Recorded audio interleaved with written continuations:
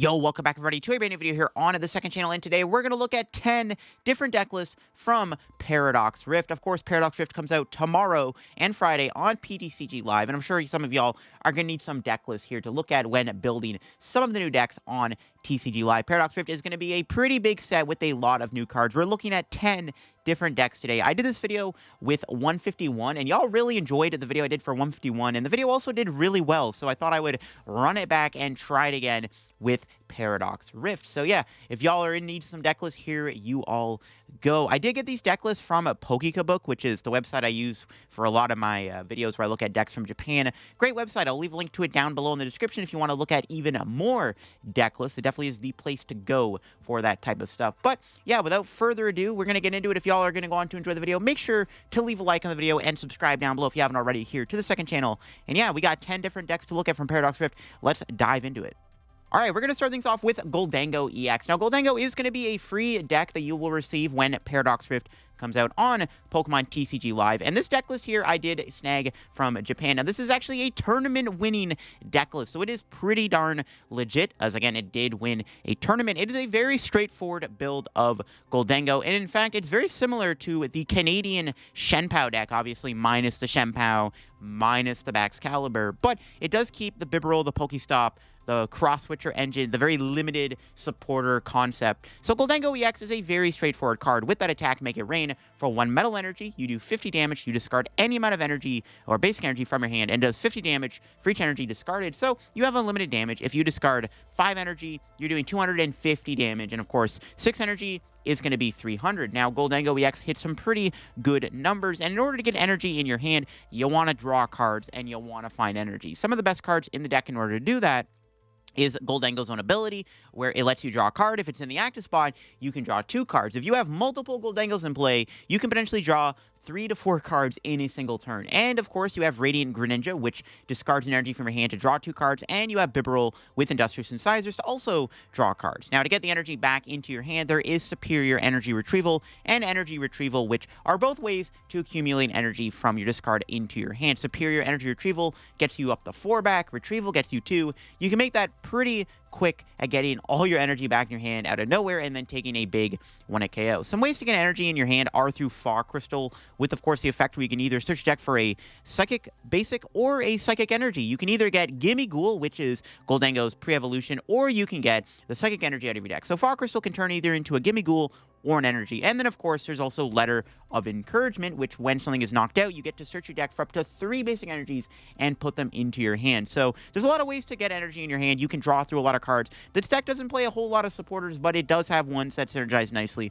with Gholdengo. The first one is going to be Worker, which has you discard a Stadium in play and draw 3 cards. Just a way to build up your hand. You're not really trying to play cards like Research or Iono, because you're basically just trying to keep your hand as big as you can, and you want to keep the resources in your hand. You're not trying to reset your hand. So the deck plays 4 copies of Worker.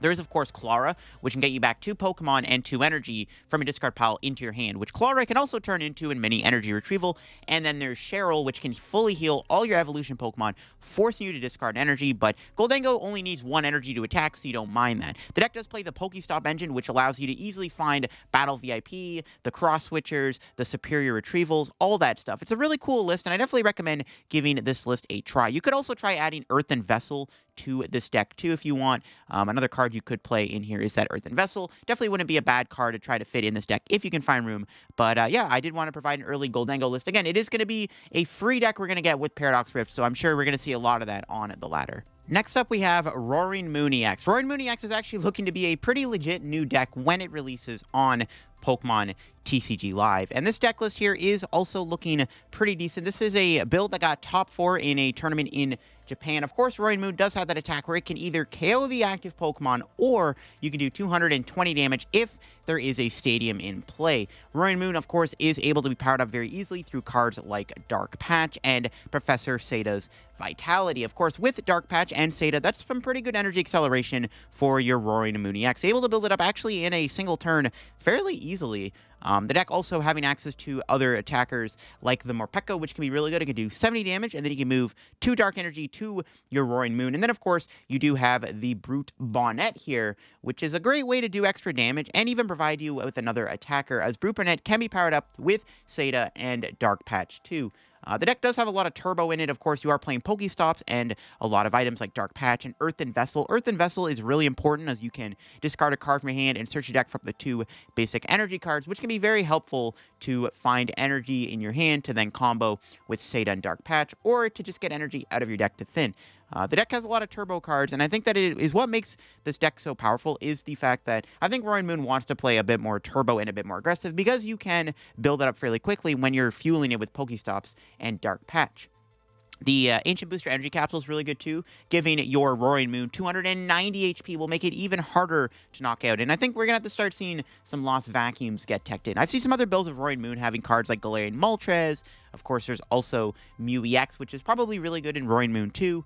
But the deck definitely has a lot of potential for room. There's some other lists from Japan you can take a look at, but I do like this build here. It's a little bit more straightforward. I do like having the extra draw in the deck, like the Bibarel, the Iono, and the Research. It does help you in matchups where you do need to kind of reset your hand. So those are all pretty good cards to have for sure. I wouldn't mind maybe playing more Dark Energy in this deck too, if you can maybe find room to fit 9 or 10 Dark in here. But the deck definitely does a lot of work, and I think Roaring Moon is looking to be a pretty strong new deck when it does release. I can absolutely not wait for Garchomp EX to come out. This is one of my favorite EXs in the set, and it's going to be a lot of fun to play. Garchomp EX is a Stage 2 Water-type EX Pokemon with 2 attacks. The first attack is the main one you're going to use. For 1, Fighting Energy, it does 160 damage, and then you can attach up to 3 basic Fight Energy from your discard pile to your Pokemon on the bench in any way you like. That is really, really powerful. Of course, being able to accelerate Fighting Energy is something that we've been lacking in the TCG for a very long time, but Garchomp is going to come in and save us all. It is a water Pokemon, which does mean you can easily get it out with Irida Rare Candy. Literally, just Irida for Garchomp Rare Candy, and boom, just like that, you have a Garchomp in play really quickly. There are some pretty cool Pokemon you can combine Garchomp with. We've seen the Garchomp Lucario deck, but there's also the ability to play with just other basic Pokemon. Some of the best basic attackers are going to be Terrakion with Cavern Tackle. That can do 120 damage, and then during your next turn, Terrakion will not take any damage or effects of attacks by your opponent's Pokemon. You just can't use Cavern Tackle twice in a row, so you would have to wait a turn to do it again. But then you also have Groudon, which is a great attacker. It's kind of like Shempow. It does 60 damage for each Fight Energy you have in play and you discard 4 of them. You can only discard up to 4. So you're capped at 240 damage, but 240 is still really good to do anyways. It's not like 240 is not a lot of damage. And Groudon can be a great backup attacker with Garchomp, because one Garchomp attack completely fuels Groudon's attack cost to allow it to nuke something in the late game. Garchomp EX is also really bulky, 320 HP. You can maybe try to play Cheryl with it. One of the cool ways I like to play it is going to be with Path to the Peak. Path is just a very strong card, and Garchomp can abuse it. Garchomp doesn't really need any abilities. Really, the only ability you're going to rely on all the time is Radiant Greninja, so you can get energy in the discard pile for Garchomp's attack. But when you can just use Path also to slow your opponent down, it makes it really good. Garchomp does have another attack, which for 2 colorless energy can do 120 damage to one of your opponent's bench Pokemon. You have to discard the energy, though. So, not a bad attack. You could snipe something for 120. That can be great to set up KOs on Pokemon or finish something off. If your opponent doesn't play Manaphy, then Garchomp can be good. I mean, when you're playing against Garchomp EX, you have to bench Manaphy because of that snipe attack, and that's what makes Garchomp kind of good. I think Garchomp is really underrated, and I am hopeful that this card can actually work. You will have to play with fighting Pokemon, of course, as it is weak to Lightning, meaning that it will be threatened by decks like Miraidon, where obviously Iron Hands can one-shot it, but it's still something you want to keep your eye on when playing Garchomp EX. There's a lot of really cool combos you can play with, and I definitely don't think Garchomp will be slept on, as hopefully it will end up being good. I mean, I hope it is. I'm praying. It's one of my favorite cards in the set, and I definitely wanted to provide you all with a Garchomp EX deck in today's video. I did want to look at Mewtwo EX here, because I think Mewtwo EX is looking promising when combined with the brand new Paradox Rift Xatu. Mewtwo, of course, does have that attack that can do 10 plus 30 more damage, free Psychic Energy attached to all of your Pokemon in play. Now, you can fuel energy up pretty quickly with the help of Xatu. The new Xatu has the exact same ability as Shadow Rider Calyrex VMAX, where once you're in turn, you can attach a basic Psychic Energy from your hand to one of your bench Pokemon, and then you can draw 2 cards. It's a great way to just pile up a ton of energy. You can actually attach it to any Pokemon, not just your Mewtwo, but you can also build up other attackers. Some of the other attackers that this deck likes to play is, of course, Mew EX. Not because Mewtwo Mew, but because Mew is just a great card to have in general right now, as it can copy any attack from your opponent in the active. I do like the addition of Galarian Articuno. The deck having 14 energy also means that you have a higher chance of using Articuno to bench it and then put 2 Psychic Energy on it with its ability. It's actually really good in the deck, in my opinion, and I think it is worth playing Articuno, because it can actually provide you an extra, like, 60 damage for your Mewtwo EX. Mimikyu can also be good if your opponent doesn't have a way to deal with it. It can be pretty annoying to deal with. I like playing Path in here. This deck doesn't really need to play any super big abilities, no Luminion, no Squawkabilly. You don't really need any, like, flashy abilities, and due to the fact that Xatu is not a rule box Pokemon like Shadow Rider is, you can actually use Path and put energy in play. It's a pretty dirty combo. I think Path of Peak with Mewtwo EX is actually the way to go, and it provides for some nice disruption. The Bravery Charms are really good to have, too, as Mewtwo does have 230 HP. It's already a little bit more on the tankier side for basic EXs, so the Bravery Charm makes it even harder to KO, especially with having it on the Mimikyu or the Articuno or Mew. It can actually be a pretty decent force. Mewtwo is a Lightning Pokemon, so you'll be decent into cards like Lugia, Lumineon, and, of course, Pidgeot EX if you end up playing against any of them. And Mewtwo can do a ton of damage really quickly when you're able to set up a bunch of Zatus and accelerate a ton of energy into play, making it so that you're able to build up a ton of energy really quickly, and Mewtwo is going to come hitting. And with the extra attackers you have with the Mew and the Articuno and the Mimikyu, you can have yourself a pretty decent little Psychic deck here. And I really do think that the Path to Peak is the cherry on top. I did want to provide you all with at least one single prize deck in today's video, and I think the best one from Paradox Rift is going to be the brand new Aegislash. This card is pretty strong with its ability where it's immune to Pokemon EXs and Vs. So basically, it's like Mimikyu, but on a stage 2. Aegislash does have 150 HP, making it a little bit more bulkier. There's a lot of decks that have ways to deal with Aegislash. A lot of the time can't do more than 150 damage as easily, unless, of course, there is Charmeleon. But if you want to give Aegislash more HP, you can play the luxurious Cape Tool card, which when attached to a non-rulebox Pokemon, it gets plus 100 HP, but it will give up an extra prize. That's fine, though. You can put the Luxurious Cape on your Aegislash. It may give up 2 prizes, but it then goes up to 250 HP, making it even harder to knock out. Aegislash, being a evolution non-rulebox Pokemon, does mean you can combine it with the energy card, or Reversal Energy, which can power up its attack. Its attack does 120 damage and then goes through any effects on your opponent's active Pokemon. Nice solid 120 damage is pretty good. That is going to knock out most Pokemon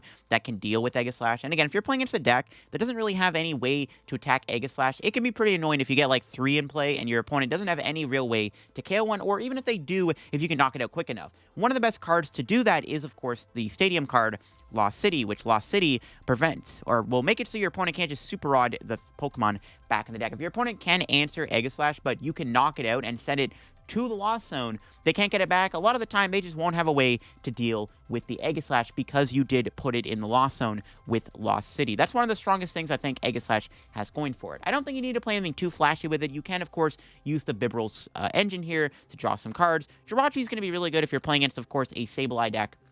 Though I already feel like this deck might already take a bit of an L to the Lost Zone decks because they do have Cramory and they have Sableye. But overall, you can definitely try to beat the Lost Zone decks with the Lost Cities and the Jirachi Manaphy combo to help you out a little bit more. You could also try out Aegislash EX in the deck. The brand new Aegislash for 1 metal does 70 damage for each prize card you've taken, so that could also be a pretty good attacker to play in the deck. You don't want to put too many 2 prizes in play, though, because you don't want to give your opponent too many prize card openings, right? You don't want to fill your bench up with Pokemon that your opponent can just like boss and rope up, and they don't even have to attack the Aegislash. That could get a little sticky. So playing a 2-prizer is risky, but Aegislash EX definitely could be added within the Aegislash deck too. I think Aegislash is actually going to be a pretty decent deck when it comes out, and I'm excited to play it because it's actually going to be one of the better anti-rule box Pokemon that can be very tanky and hard to knock out, especially when combined with Luxurious Cape.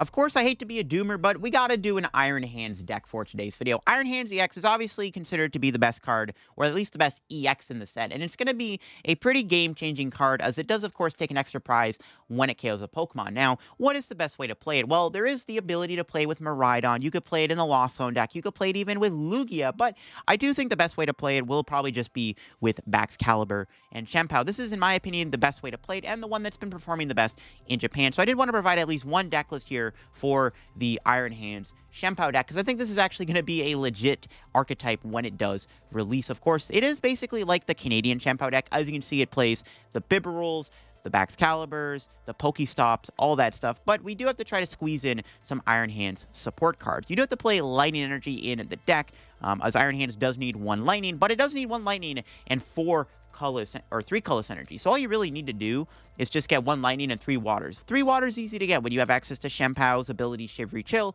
and when you also have Earthen Vessel, which lets you discard a card from your hand and then get 2 basic energy out of your deck. Earthen Vessel can turn into your basic Lightning energy that you need for Iron Hands. It's also an item that you can search through with Pokestop, and of course you can also use it with Chien-Pao to get 4 energy in a single turn if you're trying to do a big Hail Blade knockout. That's one of the things I really like about Iron Hands Chien-Pao, is what I think makes it so good is you have Iron Hands, which is going to be good against those 1-prize decks like Lost Box and Gardevoir, but it's also meaning that you have Chien-Pao, so if you are playing at something a little bit bigger and tankier, All you gotta do is just load up a ton of energy on your Shenpao EX, and you can knock it out. If you're playing against something like Charizard EX, something that Iron Hands is going to struggle with, all you got to do is just put a Shenpao down, load up a ton of energy on it, and then knock it out in one hit with Shenpao. So this deck is kind of like a 2-in-1 package. You get the ability to deal with one prizers easily, and then you get the ability to deal with big Pokemon a lot easy too. So it's really a best of both worlds type deck. Of course, when you're needing energy from the discard, you can play the Superior Energy Retrieval, which can literally just fuel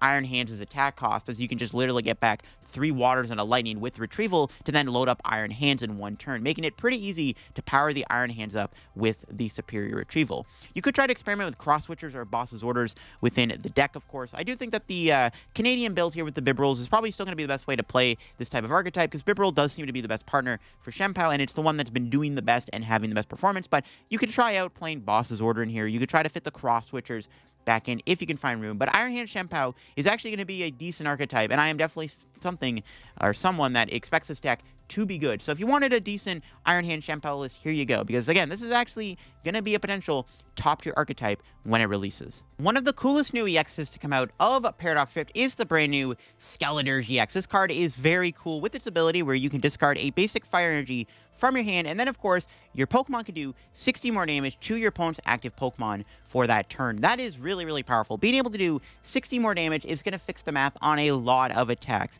that you are trying to do. And I think one of the best ways to play Skeledirge is going to be with Charizard EX. Of course, Charizard EX does have that attack that a lot of the time you're just hitting the most awkward of numbers. And of course, sometimes you're just not able to knock stuff out. Even though you can kind of use Charizard as a big beat stick, its damage output is limited. And of course, your opponent can also control the damage you do with Charizard. That's one of the things that makes Charizard so tricky, is how your opponent can control how much damage it does. Well, when you combine that with Skeledirge EX, that is no longer an issue. Now you're doing either 180, but with the boost of Skeledirge's ability, you're doing 240 damage before your opponent's taking a knockout. That is really, really scary. On top of that, you can also use that in the later part of the game. If you're doing 240 with Charizard, now you can do 300 damage with Charizard, and all of a sudden, you're threatening KOs on V-Stars for taking the 2 prizes. So I think Skeledirge Charizard is a really cool combo. Charizard EX does get some brand new tools, quite literally, with Paradox Rift with some of the new TM cards, but I do really think that Skeledirge is a great partner to have with Charizard. One of the other best partners Charizard